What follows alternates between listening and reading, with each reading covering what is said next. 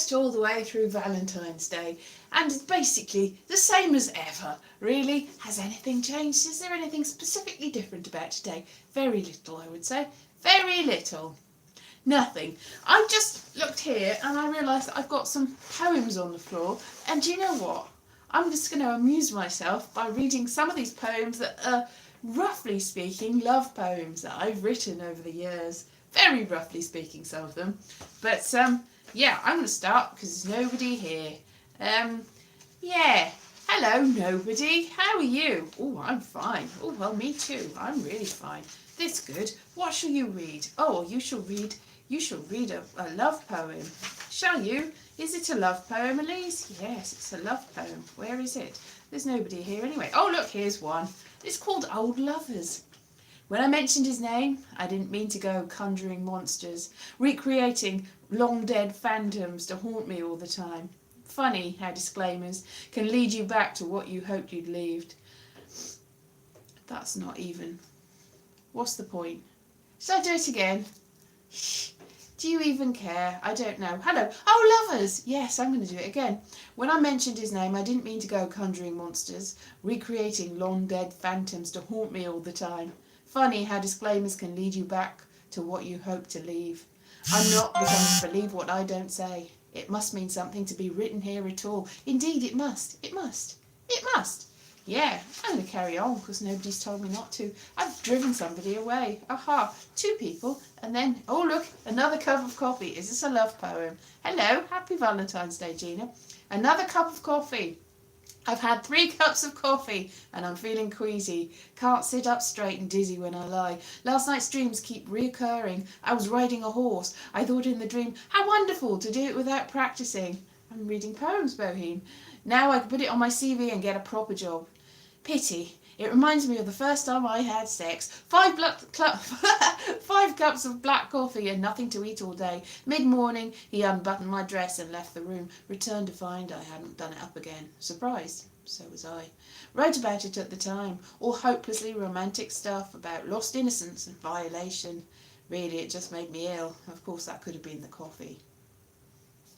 See, very roughly speaking, love poems. Very roughly speaking. Here's another one. I had a crush on this boy at college. He entered a talent show. I'm actually friends with him on Facebook now, and I think he's married with kids. But at the time, should we have a chat? Don't know. Maybe. At the time, I never mentioned it to him. And then he left college after the first year, so he probably knows who he is if he sees this, because he was at college and he left college. But I never said anything to him. Anyway, there was this talent show, and he decided, having a laugh, what you do. Thank you very much more, Jerry. Thank you very much more. This is called James, which is a bit of a giveaway, actually. That's his name. Anyway, you smiled your crooked smile. Slightly brown, but nearly right. Lipsticked in a long black wig. Kate Bush, you said. The talent contest started and you wailed the opening chorus of Wuthering Heights. Only a bit of lycra between you and exposition. Vulnerability mixed with outright outrage, a touchingly bizarre tableau. A vinegar bottle of wine for second place. The winner, an off-key,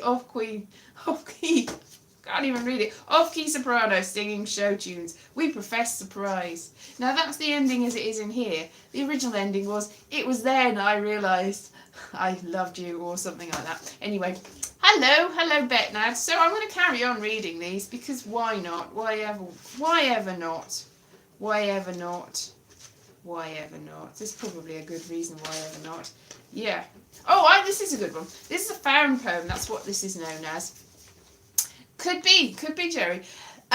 This, I found a really old copy. Do you know the Reader's Digest? You get like a little bit big, about twice the size of that, and you get sort of extracts from different things and interesting, quirky articles and things. I haven't seen it for years, but I found a really old one in my grandparents' house after they were both dead, actually. Anyway, it's called I Love You, scribbled on a 1955 Reader's Digest. 1955 Reader's Digest, because it was. I Love You was scribbled on this. And these are actually more or less the titles of the articles. I Love You, scribbled on a 1955 Reader's Digest. Artificial insemination. Has it made happy homes? They brought the wrong baby home. 2 different articles, see. We all like competition, but why GIs choose British brides? The law that hooks fishermen. The making of a submariner. The fact about mental illness. The most fabulous theatre in the world. What is a Mormon? My Japanese brother. How dangerous is A-bomb fallout? Communists are not 8 feet tall. Don't drown yourself. I like pigs.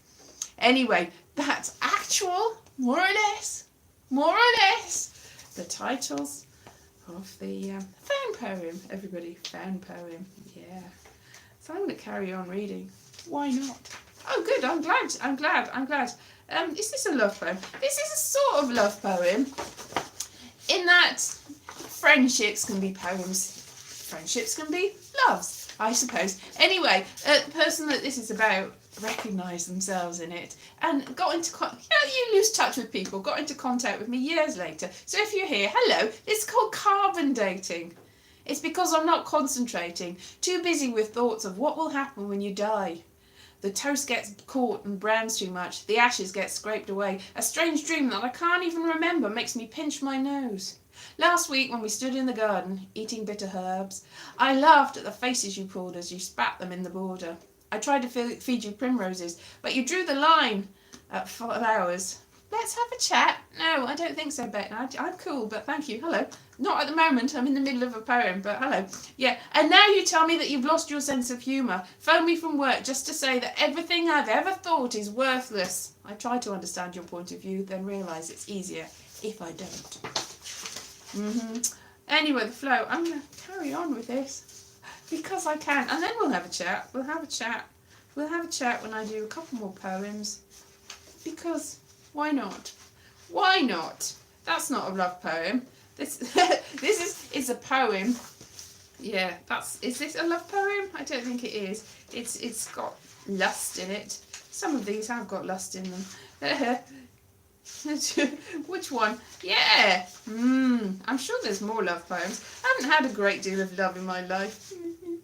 Especially not Valentine's Day. I've never actually been with anybody on Valentine's. I've been with people at other points in my life, but not on Valentine's Day. Oh, look, this one. Boiled steam. His wrist heavy with motor oil, skin clad with a baggy, nervous head. Plastic curtains twitched as he stepped through. Picked a joke as he grabbed at her. Talented flies trapeze between electric lights. That's brief. Yeah. Boopy boop boop doo. Doopy doo. Most of these are not love poems. Well, they're poems about love, but not of that sort of love, really. Not that sort of love. Like love, like Vestal Virgin, you can see the whole thing. That's sort of a love poem, I think, in a sort of depressing way. Not sure what many of these are. I've got others. I've got hundreds of poems, but none of them in here. So maybe I'll move on. You should. Breathless. Yeah, this is a short one. Breathless. I sigh because I'm short of breath. No melancholy or deep longings, just lack of oxygen. If that's a love poem, that's up to you to think. They very much are, very much based on whether you think they are or not. Well, there you go, Jerry. There you go. So, anyway, how have you been? There's others that sort of vaguely love in here, but you can buy this on Amazon. Buy it now. Buy it anywhere. Buy it. If you want, or not. I don't really care. I've also got some novels that nobody buys. One of them, I don't think anybody's bought. Some of them, lots of people have bought. Some of them, nobody's bought. I just have to live with that, really. I haven't really done a good job at selling them, but they are there if you want them. Yes, look at this. My mum made this. La la la la la. Happy day for everybody. How's it been? That's 9 minutes in, and all I've done is read stupid poems that I've written over the years. And I've also just found another. Thank you, Betnad. I've also just found a poem in here that's loose. I was looking for. There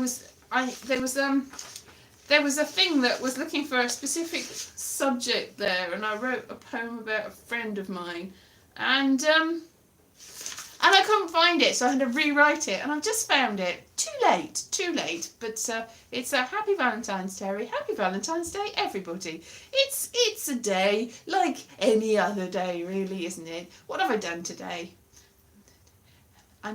No, I made scones yesterday. I was going to say I made scones, but I made them yesterday, and I didn't put. I saw a fox the other day. I've got some video of that. I might put it up. It just came right up to me. I was like, it was a very wolfy looking fox. It was sort of grey looking fox, really. And I just had to look up to see whether there are still, because wolves. The last wolf in Britain was disappeared.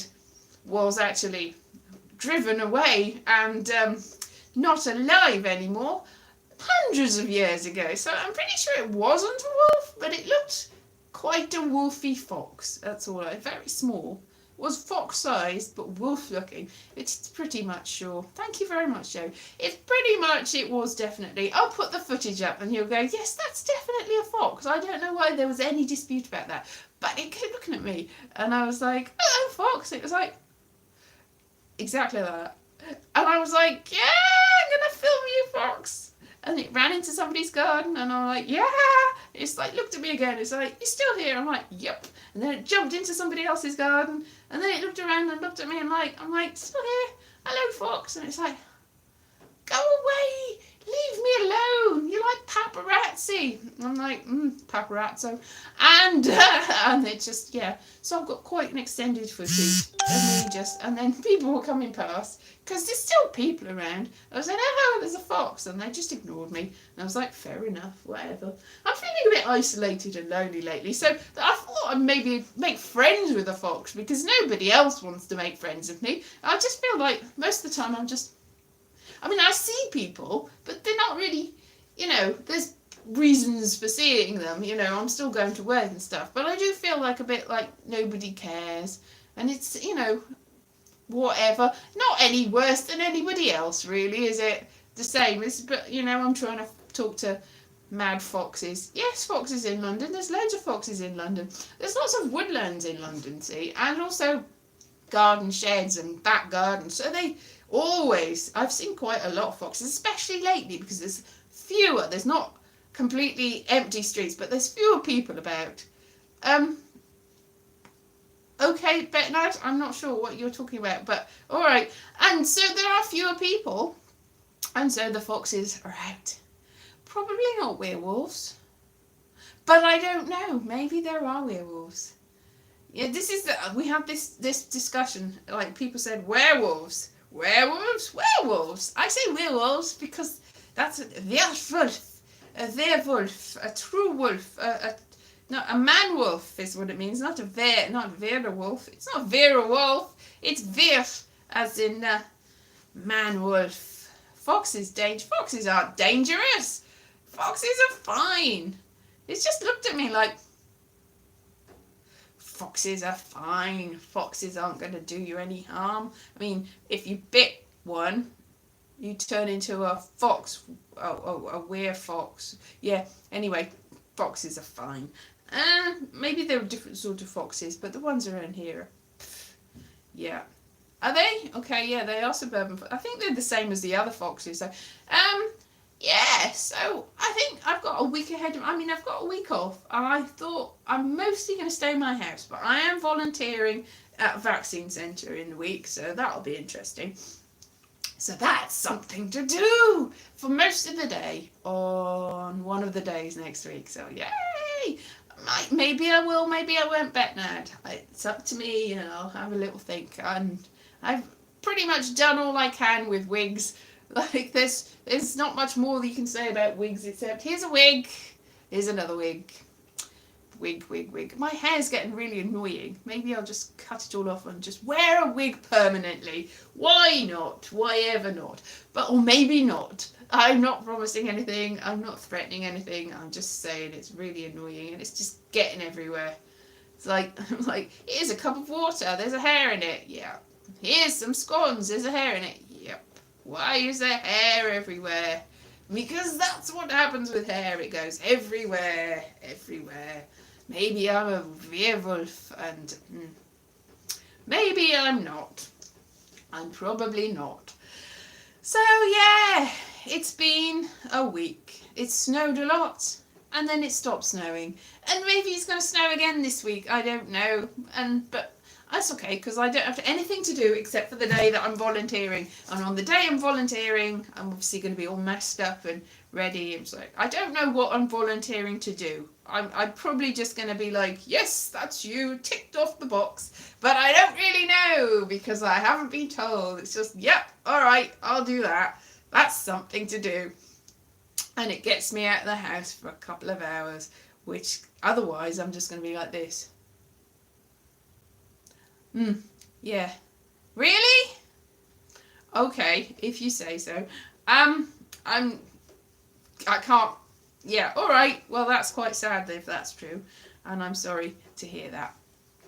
But the ones around here are fine, and it just looked quizzically at me, and that's all this particular one did. So probably I would say if that's true, you should probably not watch the video that I put up of the fox, because it might be triggering.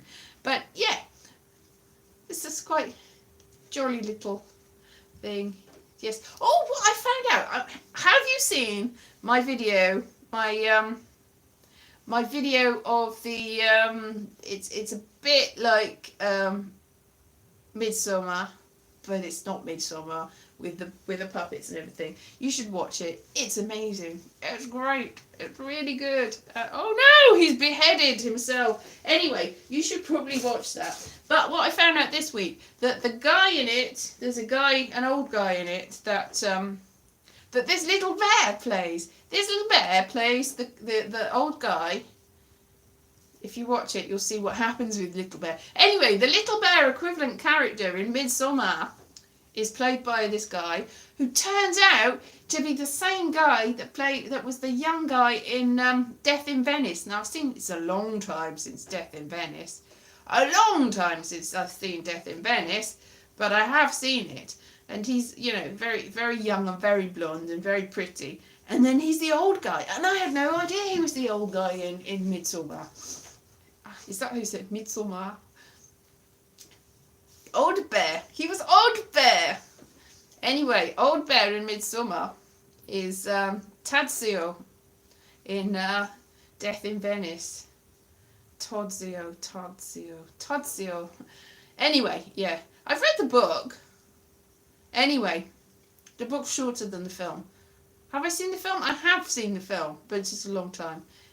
Yes, I do remember my Hannah Montana wigs, but I'm talking about Tadzio. Have you seen Great Gardens? Because that's mentioned in and there's a Rufus Wainwright song that mentions Grey Gardens and Tadzio, because Little Edie Bouvier, Kennedy Bouvier, she's not Kennedy, she's Bouvier, but she's the cousin of Jackie Kennedy Bouvier, but she's not called Kennedy because she's not related to the Kennedy. She's related to the Bouviers. And anyway, not the point. She's in that, and she keeps saying that the gardener, boy gardener, reminds her of Tadzio and a Greek statue and everything. So it's like, it's a bit like that Boheme. It is in a way, I suppose, but it's unrequited love. So very sad Valentine's Day. It's a bit strange. It's like the old guy in it doesn't really do anything inappropriate, except he's a bit pervy and a bit sort of creepy, but he doesn't make a move. He's just sort of he just is fascinated by old guy as a young guy in it, and just can't leave Venice even though there's a terrible plague, and I think it's cholera, and he has to leave. He has to go and save himself, but he can't. So the last shot is him just. Yes, and I saw a documentary about Dirk Bogarde was in it, and Dirk Bogarde was very famously quite young looking for quite most of his life, even then, and that was late in his career, and he got put makeup on, like it was very pale makeup, and it started burning his face, and he was like, why is this burning my face? And then he looked in the makeup artist box, and he realised that it was like lead paint, like terrible. They instead of putting makeup, they found the stuff that was just toxic, highly toxic, And he says it ruined his skin, and that's the reason he started to look old all of a sudden, is because it completely destroyed his skin. I think he started to look old because he was getting old, and he was in his late 50s, early 60s by then, and it's about the time that even if you do if you look really young, I think there's a time in your life where you're going to start looking a little bit less young. 80 or 90 or something maybe, and maybe that's, I don't know when the period of time between looking young and looking old is. It must be at some point. I mean, make something up. Thank you, Bernard. Yeah, so at some point, people stop looking youthful and beautiful, and they start looking like old bear. And they look interesting still. So you know, Dirk Bogarde was very upset about the whole starting to look old thing, because he blamed the paint. It was all to do with the paint, and he was like, this is terrible. Anyway, I saw footage. There's a film, I think, about I think it's Björn Andersen, his name, is a film all about him. I think it's called The Most Beautiful Boy in the World. It's out coming soon, and that looks quite interesting. So, you know, it's all a documentary about his life, and he's a pianist, I think, and he's 60 something now, I think, and he's very venerable. He looks like old Father Time, but he's got an interesting face, and he said something about beauty being inside. It's not outside. He doesn't think of, I mean, because everyone was like, oh, he's so beautiful, he's, you know, and then he was only like 15 at the time, and then so as he got older, he got more interesting looking in a different way, and now he's got a big Santa Claus beard and long hair. Old bear. Yes. Okay, yeah, I don't know. Oh no, see, did it? Oh no, I'm sorry, Bernard. That's very I didn't see, because I'm not seeing. That's very sad. I'm very sorry. Sorry for your loss. Let's put a bit of a downer on it. I'm sorry. Yeah, this is depressing times, isn't it? Everybody's suffering, and it's all quite horrible. But